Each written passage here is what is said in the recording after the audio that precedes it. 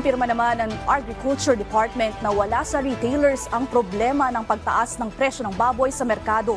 Nagbabalik si Vel Custodio ng PTV Manila.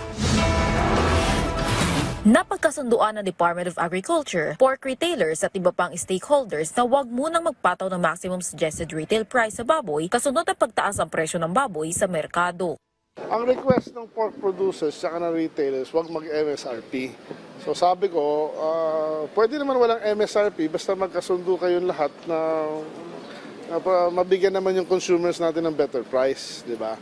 But sabi ko sa kanila nga, kung hindi natin makuha yung tamang presyo, fair to all parties, then we might have to issue an MSRP.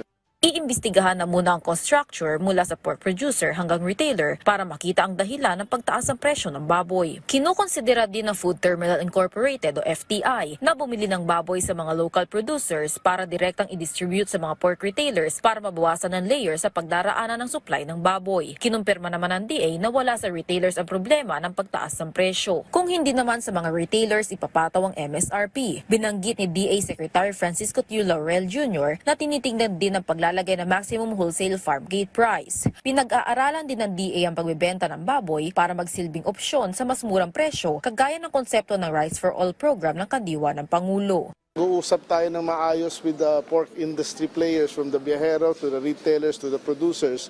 Nangako sila na babalik sila sa DA with their comments na kung ano ba yung pwedeng gawin sa presyo ng pork. Kung maganda naman ang usapan, then there's no need.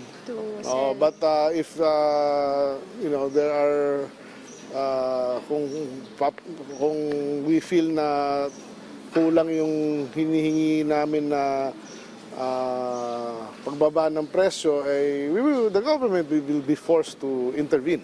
Maaari rin ang pag-recover ng pork industry mula sa naging epekto ng African swine fever na naging dahilan sa taas presyo. Kaugnay nito, 68 na lang ang may active ASF, mas mababa sa mahigit 500 kaso noong ikatlong quarter ng 2024. Wala na ring aktibong kaso ng ASF sa Batangas. Target ng DA ang controlled commercial release ng AVAC vaccine sa unang linggo ng Abril. Mula sa People's Television Network, Vel Custodio, Balitang Pambansa.